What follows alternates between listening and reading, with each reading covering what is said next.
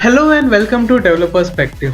This video is for developers and architects who want to quickly start with a mobile application or a web application development without having to worry much about the backend development setup and deployment. So today we'll speak about AWS Amplify. Hi, this is Jitesh from Developerspective, where we help you get the latest trends, technologies and tools in the software development ecosystem. If you are new here, make sure you click the subscribe button and hit the bell icon. So let's now jump into it. AWS Amplify is a set of tools and services which enables mobile and front-end web developers to build secure, scalable, full-stack applications powered by AWS. I always have observed when it comes to any application development, the most important factors driving the development is anything related to what a client or a user sees.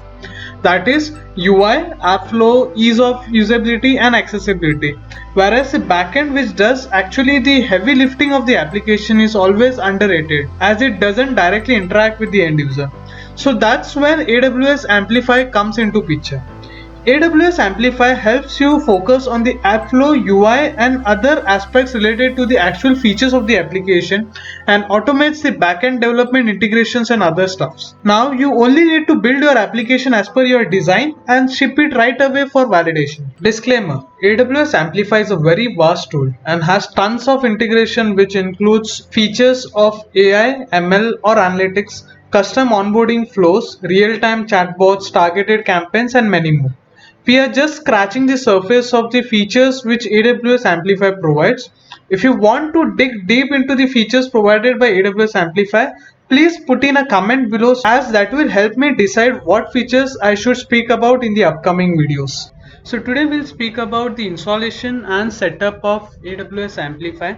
Then we'll create a React Native application and we'll connect that application to the backend via the AWS Amplify API, and then we'll add authentication to that same application using the Amplify feature of auth. Then we'll try to run that application and check how things work and how the integration goes. And then we'll do a review and rating of all the different features of AWS Amplify. So let's start with the installation and setup of AWS Amplify.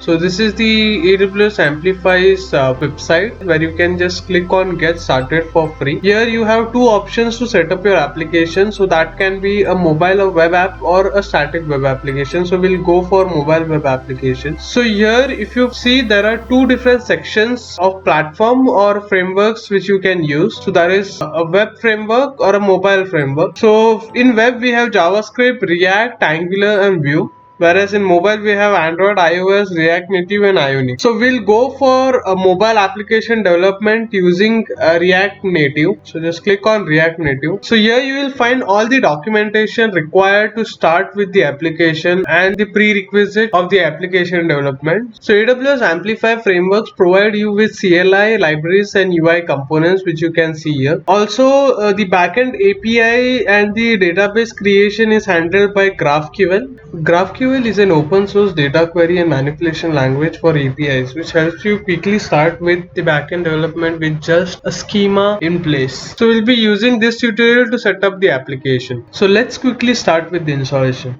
So first you need to check the prerequisite: Node.js version 10 or above, NPM version 5 and above, and Git version 2.14.1 and above. You can either use Expo CLI or React Native CLI for creating a React Native application. You need to sign up with the AWS account.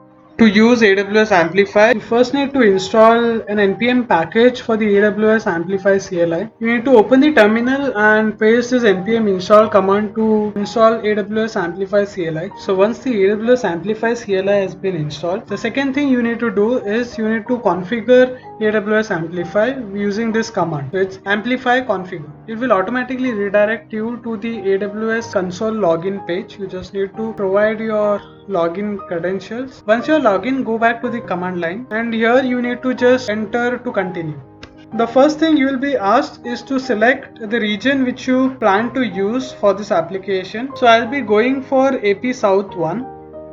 That's Mumbai region, and click on enter. You need to specify the username of the new IAM user which you will be creating for this application. You can either go for the default name which is provided by the CLI, or you can create your own name by typing in the name of the user you want to create. So I'll just type in a name for this. So I'll be creating a new IAM user with the name Amplify Admin User.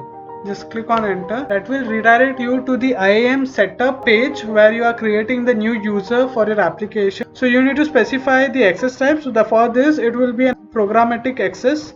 So I'll just click on permissions. Then here I need to specify the administrator access for this IAM user. Then click on tags. If you want to add tags, you can go for it, but that's optional. Go for review. Then create user. So your user has been created and you will be provided with the access key ID and the secret access. You always need to keep these credentials very secret. You should not be sharing it with anyone. For this tutorial, I'll be showing you my access credentials and access keys, but I'll be deleting it right away once this recording has been completed. So always take a note of that. I will just download the credentials which has been created, the access key ID and the secret access key. Now again go back to the command line and you need to press an enter to continue. So you need to give the access key of the newly created user followed by the secret access key. Then you need to specify the profile name which you plan to use. So for me, I'll just go with the default profile name. That's it. So you have successfully set up the new user for AWS Amplify. This is all about how you install AWS Amplify on your local machines and then you configure AWS Amplify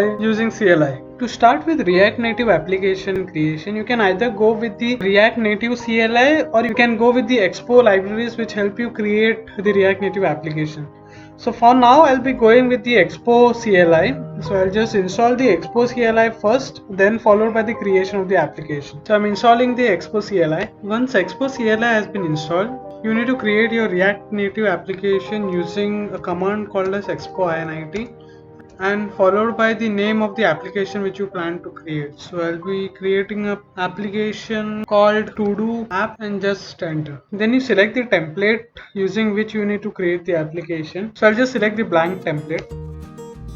Once your React Native application has been created, just go to the application folder and then you need to execute Amplify init. That will initiate Amplify on your React Native application. It will ask you for the name of the project. So I'll just go for to-do app. Then you need to specify the environment for the application. So this would be a dev environment. So I'll just go with dev. Then I need to select the default editor for this application. I'm good with Visual Studio Code. So I'll just select Visual Studio Code. It will ask which is the type of development technology you are using. So this is a React Native application. So this is a JavaScript application. So I just select JavaScript. Then it will ask me the framework which I'm using. This is a React Native application. So I'll just select React Native and then specify the source directory. So this is the root directory. So I can just select this. Distribution is also the same. Then you need to specify the build command. So this will be good for me. The build command is npm run script build. So I can just go for that. Start command is also the same with start at the end of the script. Default provider is AWS CloudFormation. That's okay. And it's starting the build process. So it will ask whether you want to use an AWS profile. So I'll be using an AWS profile. It will ask you to select the AWS profile which I want to continue with. So I just created a default profile when I was logging into the AWS configure. So I can just go with default. Now it started to build all the different components required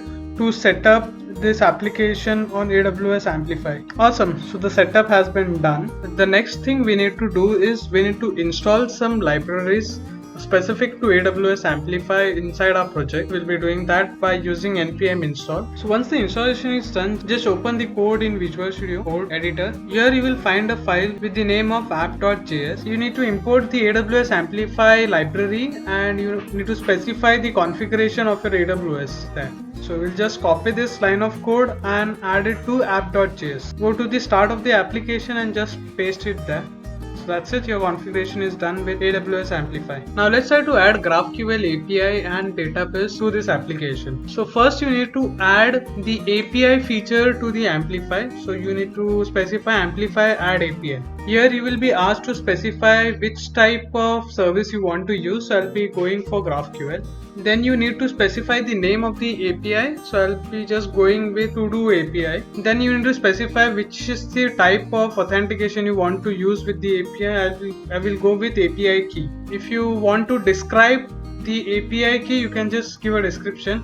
Then you need to specify how many days from now the API will expire. So you can give a range of date from 1 to 365. By default it is 7, so I'll be going with 7. You can add some extra configuration settings to the GraphQL API. So you can just go with yes, I want to make some additional changes. Then you can specify the auth type. So if you want to add some new auth type, you can go for auth type, or else you can just say no. Do you have an annotated GraphQL schema? If you have your own GraphQL schema, you can go with that. Otherwise you can just say no, and this will automatically create a GraphQL schema for you. Then it will ask if the schema template you want to use is a one-to-one template or one-to-many relationship template. So for this demo, we'll be using a single object with field. So now a schema has been created for you. So if you want to edit the schema, you can just go for it. No, I don't want to edit this schema. I can go with the default one. So as soon as it is done, you will find a schema.graphql file created under the section of Amplify Backend, API, To-Do API and schema.graphql. This is the schema which has been created for your application. You can go ahead and update this schema as per your requirement, and then you are good to go. Once you are done with the schema, you need to type amplify push. So this will push all your schemas, all your authentication, all your applications, structure, the infrastructure and the backend to the AWS cloud. So you just specify amplify push. So it will ask for a confirmation. So I'm creating this API feature to the AWS cloud formation. That operation will be a type of create operation and the resource name is to do API. So it will ask for a confirmation for me to continue. So I can just give yes. Then it will ask you if you want to generate code for your newly created GraphQL API. I will just specify yes. Then you will be asked to choose the code generation language target. So I'll be going for JavaScript. You will be asked to enter the file name pattern of GraphQL queries, mutation and subscription. So I'll go with the default structure, that is of .js. And do you want to generate all possible GraphQL operations? That would be like querying, mutation and subscription. You can just go with yes. And then you need to specify the maximum statement depth. This is specific to the query or the schema execution, so you can just keep it as default. Now this will create all the resources required for the API structure to be created. This may take some time to configure. So awesome, your GraphQL endpoint has been created, and you can also see the API key which has been provided to you. Once you are done with pushing all your GraphQL changes to the AWS Amplify, you will get a folder called as GraphQL under the SRC folder. Just open the GraphQL and you will find some JS files which includes mutation, query, subscription and schema.json. The things which you need to check is the mutation.js. So if you see, this is an auto-generated file. So this has the create to do, update to do and delete to do queries, GraphQL queries. And if you see the queries.js, you will find get to do and least to do queries. And the same, if you go to subscription.js, you will find some triggers which includes on create to do, on update to do and on delete to do. So this is all auto generated by the Amplify CLI. Now quickly just try out how GraphQL works from the AWS console. Here search for AppSync, which is the tool which collaborates with GraphQL. Here you will find the API which we just created, that is to do API, and the environment, that is dev. And here if you just click the define the schema, you will be able to edit the schema which we have created, and you can go ahead and run a query on the schema which has been generated. So just go and run your query. We will just try to list out all the to-dos and try to create some to-dos. So for quick documentation, you will find the documentation explorer here. Here there are 3 different sections to the GraphQL schema, that is query, mutation and subscription, which we have seen in the code base as well. When you open queries, you will find all the list of queries which are available with your GraphQL schema. So we have the get to do and the least to do queries. So we'll just try out the least to do query. We'll come here and define a query. So you specify query followed by the name. I will just name it as least. Then specify which query you want to execute. I will be executing the least to do query. Here I need to specify what is the output I expect from this query. So I just need the model to do connections data. So there I need to provide the items which I want to query. So I'll just specify this, followed by what are the different fields I want from the query. So I need ID, I need name, I need description, created at and updated at. So we'll just try this out, and if let's see if we get any result. Okay, so there is no items in the to-do list. So now let's try to create a new entry to to-do list. So that you can do by mutation. Just click on mutation, and there is this function of create to do. So I'll just create one more query of mutation and name the query as create, followed by what is the mutation I want to trigger. So that would be create to do mutation, and then I need to specify the input. So if you just click on this, you will find that you need to specify the input of what data you want to provide. You specify the input. So my input needs to have ID, name and description. So I'll just provide ID, name and description. Then you need to specify the return object, that is the to do. So what do you want to return when this query has been executed? You specify I need ID, name and description. Okay. So I'll just try to execute this query of create. So I just created the entry of ID, name and description. Let's go ahead and create one more new entry. So I can either update this query itself or I can create a new query. So I'll just update this query here. So I'll create a new entry that with ID 124. Now if I try to list, I will get both the entries here. So this is how you write queries, and this is how you create entries to GraphQL. Now let's quickly start the integration of the GraphQL API with the application which we are trying to develop using React Native. So let's create two features, that is to add to-do list and to list all the to-do data which we have in the GraphQL database. So let me quickly add those codes here.